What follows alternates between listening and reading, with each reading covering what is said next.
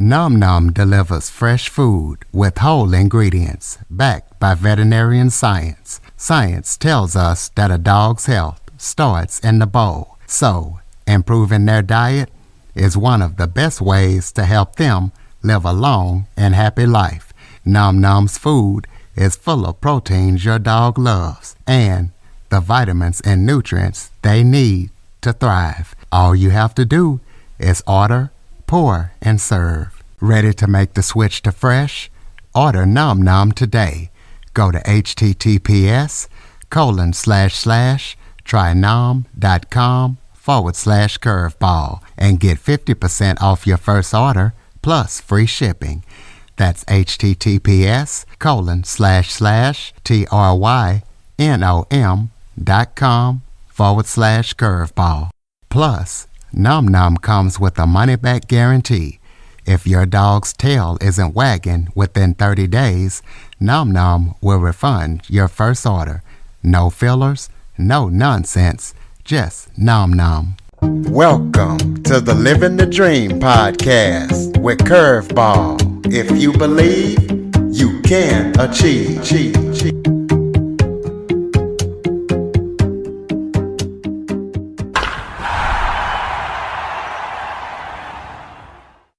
Welcome to the Living the Dream with Curveball podcast, a show where I interview guests that teach, motivate, and inspire. Today, I am joined by author, yoga teacher, high performance and transformational coach, Smita Joshi. Smita is going to be telling her story about everything that she does to help her clients transform. She's going to be talking about her book. She also has a YouTube channel, and we're going to learn about everything that she's up to and going to be up to. So, Smita, thank you so much for joining me today. Curtis, thank you so much for having me on your program. Really, I've been catching up on some of your podcasts, and you've had some amazing guests on there. So I feel quite honored. Well, I appreciate you for coming on. Why don't you start off by telling everybody a little bit about yourself? Okay. My journey has never been linear. It's things have happened concurrently sometimes without my understanding as to why I was drawn to doing certain things along the way, which were completely, you could say, at odds or paradoxically opposed to something else that I might have been doing. For example, working in the corporate world, while at the same time being deeply interested at a very young age in listening to the inner voice through meditation. It was, so my whole life, I guess, I would like to say, is really created by listening to that inner voice and then ending up doing things, the reason for which I sometimes have not understood at the time, but I've just trusted that it's the right thing to do. And then I've ended up doing it. Hence, as you mentioned earlier, the writing of the trilogy, learning to teach yoga, as well as having a very, very long-term practice.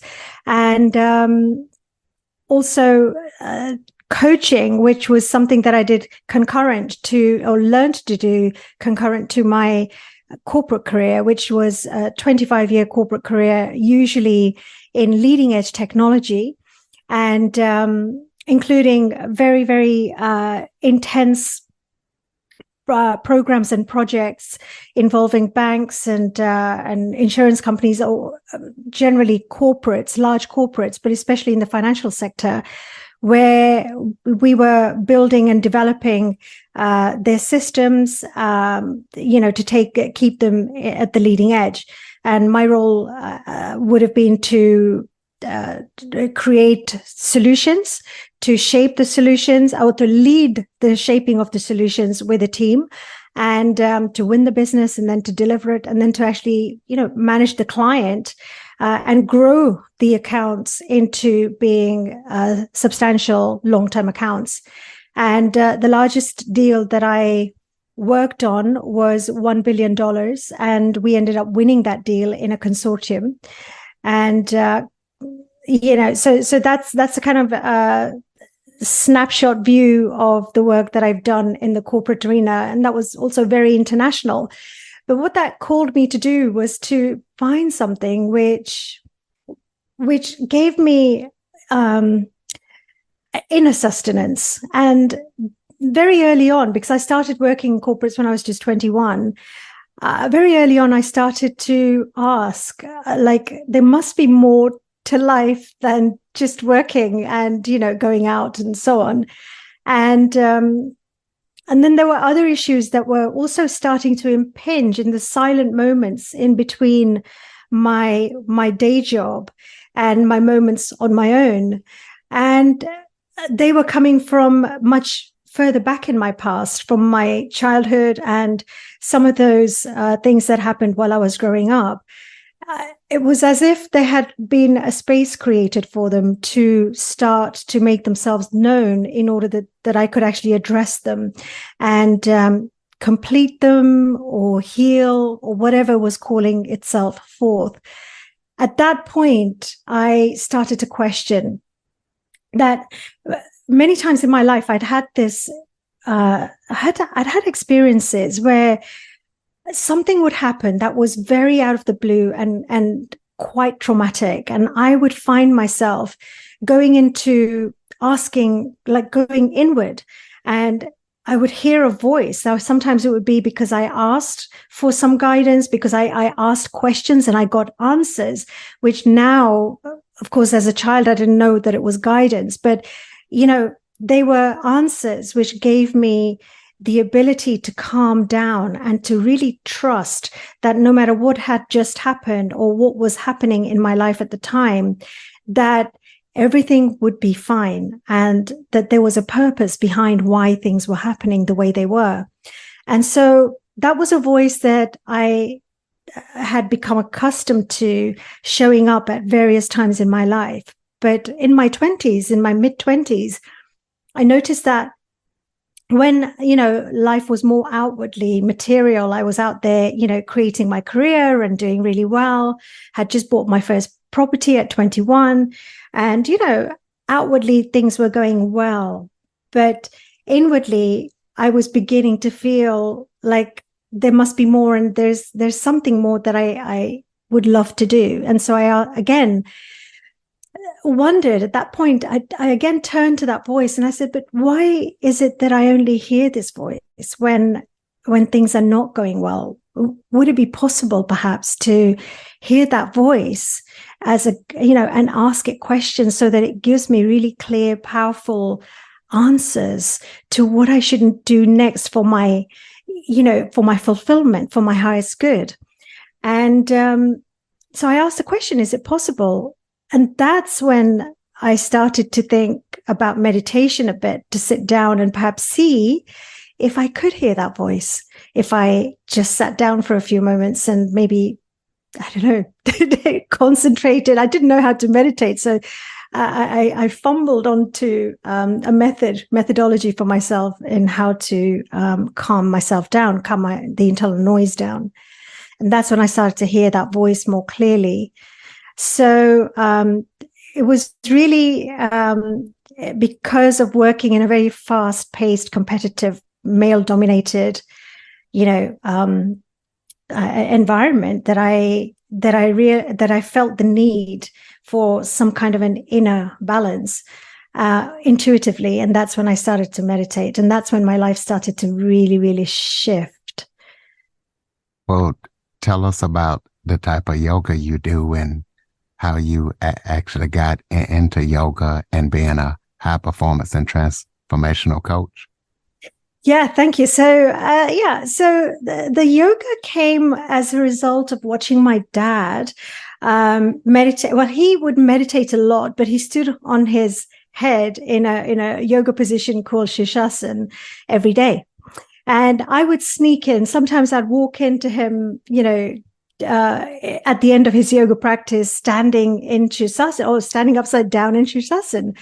So I'd be fascinated by that. Now, it never so transpired that my dad taught me to do yoga, but later on, when I was about 12, I I used to go to the library every weekend to get new books out because I loved reading.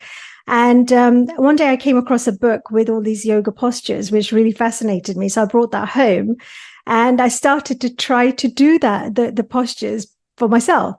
So you could say that at least my interest and my sort of, playing around, messing around with yoga as in asanas, the physical side of yoga, started when I was 12 or so. And then it wasn't really, I looked for teachers, later on when I lived on my own, and yoga wasn't a thing back then. And there was only one or two people around, different parts of London that taught it. And I went to see them, didn't really gel.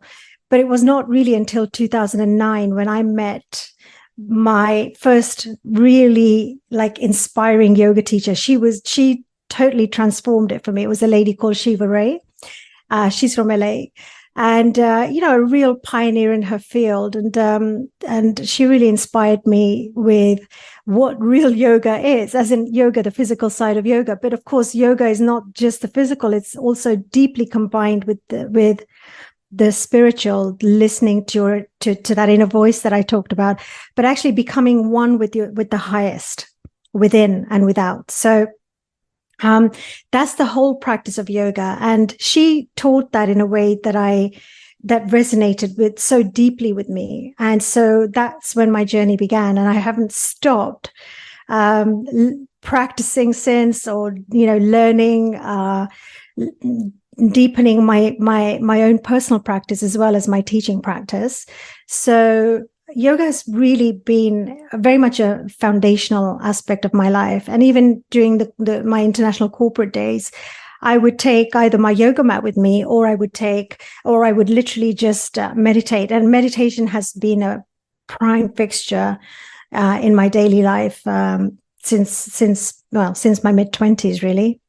And that's what the books are about. The books are, while I teach, the physical side of yoga, the books are really about listening to that inner voice, that voice of your higher self, that voice of the consciousness beyond your identity and beyond the I and you that you know yourself to be in the human material form.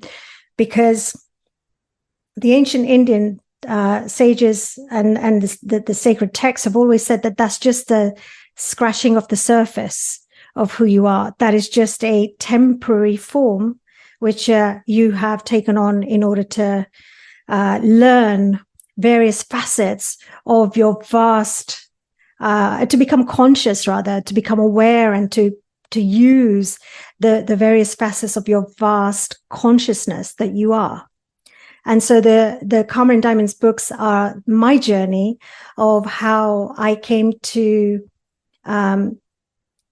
my awareness of that self, and the journey that I've gone through to arrive at that sort of conscious awareness, and developing that conscious awareness into becoming more and more of that aspect of myself, and living life from that place of authenticity, I suppose you could say, really getting authentic about who I am, and, what my life is truly about, the purpose that I believe I have, I'm here in this lifetime to fulfill.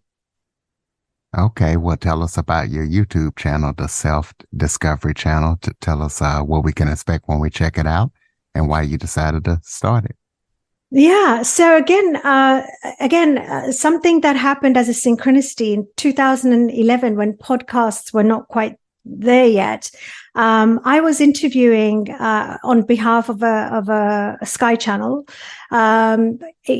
politicians, spiritual gurus, entrepreneurs, and so on. So initially, my YouTube channel started very much as a place to park my content, just to have it somewhere. And some of those videos did really well. I interviewed Sadhguru Jaggi Vasudev, who's a well-known leader in the field of consciousness and spirituality.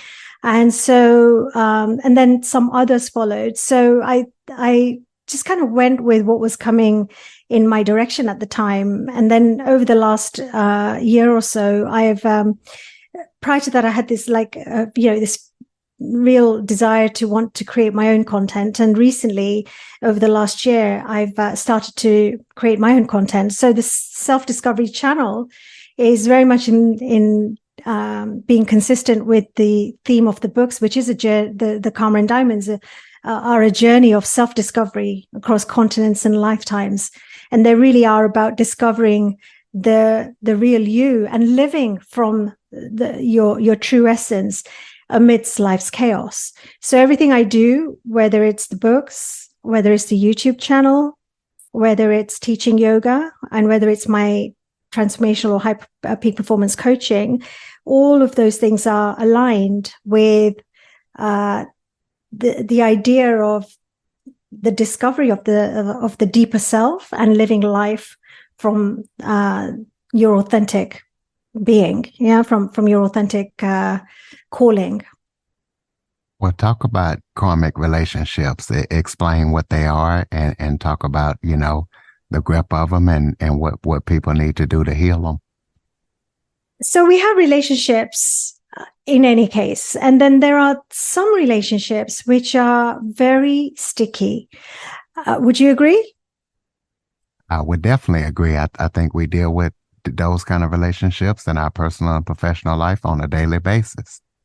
Exactly. And sometimes so karmic relationships, what I call karmic relationships, are those relationships which are repetitively difficult to understand or to work through. And invariably, the distinguishing feature of karmic relationships is that they challenge you, and then on the other side of that, they give you your most profound learning. So anything that gives you a profound learning is likely to be challenging, and sometimes we want to run away from it. Sometimes we the solution we think is to call it a day and to move on, only to discover that we've hit the same pattern of issues with another person in another body, but the dynamic remains pretty constant. So the challenge is then, how do you break the dynamic? How do you actually find a way to see what it is that life wants you to get, to learn, to evolve into? And also, one of the key elements of it, which I think most people are prone to overlooking because it's just not something that we talk about very much, is how do you complete that dynamic and also your relationship with those individuals, so that you can truly, truly, truly put a full stop, like a total period, and create a future from the future that is so completely different, so unpredictable in that current scenario. So that's a karmic relationship. And in Karma and Diamonds, I talk about my relationship with various individuals, prime individual, people with whom I had prime relationships, usually mother figures, my mother, my grandmother, and several other people, but to a lesser extent. And the issue of finding love, a relationship, like a love relation, my life partner who truly reflects my very, very deep soul desire for being in a relationship. So what happens, the other thing about karmic relationships is that they really, unless you can resolve them, you can really bring closure to them, you can't move into what you truly deserve and want, because in a sense they act as a blocking feature. You've got to find, you've got to find a way to resolve that pattern, that dynamic. So in a karmic relationship, it does call you, and this is where my transformational coaching comes in. is to truly look at what is it, what are the patterns in that in certain relationships calling you to realize about yourself. What are they asking you to give up? What are they asking you to give to the other? And sometimes we can't give to another person because the relationship is so tumultuous or just not in a place where you can actually talk things through with them. So how do you do it? And ultimately, so that you can truly bring peace into that dynamic. You know, what is the marker? What is the distinguishing feature of a closure? It's peace, right?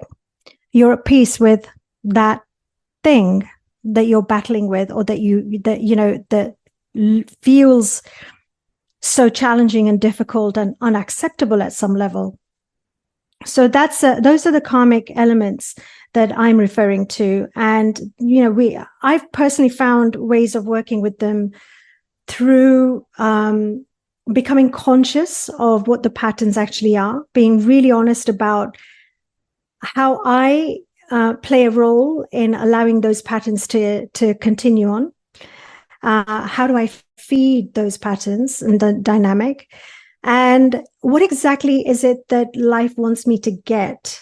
Sometimes it's learning to set boundaries. Sometimes it's learning to forgive. Sometimes it's learning to let go and surrender. Sometimes it's and letting go also of a relationship. So it could be various things for various people depending on what the dynamic is. So the karmic relationships are those that really they're like somehow we're riveted in being in those relationships when they are least good for us. And so how do we break away from those, but not just stepping away so that we keep repeating the pattern elsewhere, but so that we completely bring peace to them through closure that is permanent. And then we're able to look to the future and create a space for something completely new and fresh, hopefully fulfilling. So you already talked about your books. Do you have any other further comments on the books for the listeners? The books are really for people who are looking to understand how to create beautiful relationships, and particularly the one relationship, because the third book really deals with my breakthroughs where I was attracting men who were emotionally unavailable, sometimes unavailable in general, and I found myself falling for them. And so really breaking that, or they were just somehow just not the right person for me. And so the books are for people that are really very deeply looking to resolve those types of dynamics within themselves and within their lives, in order that they can create that, what I call a sacred union, a relationship that truly enhances your life, and the two people, you and your partner, are so right for each other. There is, beyond the love, there is a deep liking, admiration, love, cherishing, and there's a sense of being one with each other. So that's been my journey, and that's what I share in Karma and Diamonds. And also the books are for people who truly want to become self-sufficient, self with a capital S, where we are so truly dependent, like independent, in the sense that while we allow space for relationship and sharing and being vulnerable and intimate in those relationships, there is this ultimate trust and confidence in the person that you are, that you build that deep level of confidence that no matter what happens in life, no matter what happens, you have what it takes to overcome and be victorious in any situation. And so obviously some of that gets built through evidence that we give ourselves through our successes in life, but not without challenge, because for most of us, that's not an easy thing to do. Most of us want somebody there because it's very hard to be with our own self. So the books are really about the journey that I personally underwent, but also it's written in a way where you, the reader, can actually find yourself in that journey for yourself in your life, for where you are now. So, to really get to that state of accepting your sovereignty, in a sense, that you are a sovereign being. You have everything that you need. And it's not that life doesn't happen and challenges don't happen. But once it's a knowing, it's not a belief. It's a way of being. It's a knowing that you have everything you need within to call forth a beautiful life and to live, fundamentally in the context of peace. So the books are for those people. Well, tell us about any current or upcoming projects that you're working on that people need to know about. I right now am really interested in creating content for my Instagram, for my YouTube, for TikTok. And I do that in two ways. So I stopped interviewing for a while, but I've started again interviewing, some amazing teachers and masters across the world. On my channel, you'll see a few that I've recently interviewed, and I've got some coming up. That's what's really calling me forth at the moment. So I really invite people to look out for my articles on Medium, join my newsletter through my website, or just messaging me at info@smitajoshi.com or support@smitajoshi.com, and checking out the website. I've also got meditations that I've built, recorded rather, the studio recorded in the same place where we recorded my books for Audible audiobooks, and the meditations go with the various journeys in the book, in the three books. So there'll be journeys such as when I share my experiences of swimming with wild dolphins off the coast Pacific off the coast of Hawaii in the Pacific Ocean.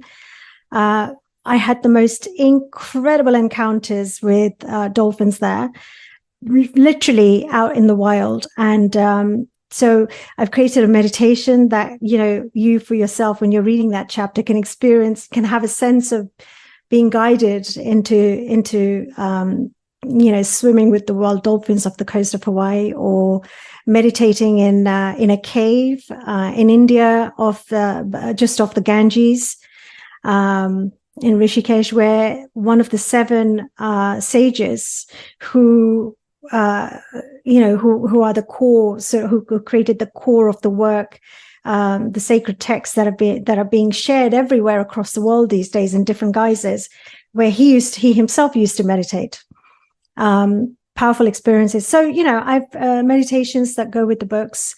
I would love for people to check them out, to get some free content from my book, from my website as well. So it's a free it's a beautiful guided meditation there, chapter extracts from the books. Let us know what the website is. SmitaJoshi.com. That's S for sugar, M for mother, ITA, Joshi, JOSHI.com, SmitaJoshi.com. Perfect. Listeners, go check that website out. Close us out with some final thoughts. Maybe if there was something I forgot to talk about that you would like to touch on, or any final thoughts that you have for the listeners. I would love for the listener to leave us a review and share, their thoughts about this conversation, and also get in touch. But the most important thing, I think, my message to everybody is really trust yourself, be receptive, trust yourself, and know that you have all of what you need within. And the journey is really to find accesses to availing yourself of what's just waiting to be discovered inside and expressed in real life, in your life. Ladies and gentlemen, SmitaJoshi.com. Please be sure to check it out. Check out the YouTube channel, pick up the books, follow, rate, review, as she said. After listening, share this episode to as many people as possible. If you have any guests or suggestion topics, cjackson102@cox.net is the place to send them. As always, thank you for listening. And Smita, thank you so much for joining us and sharing your expertise. Thank you so much, Curtis. Thank you. Appreciate you having me on your show. For more information on the Living the Dream podcast, visit www.djcurveball.com. Until next time, stay focused on living the dream.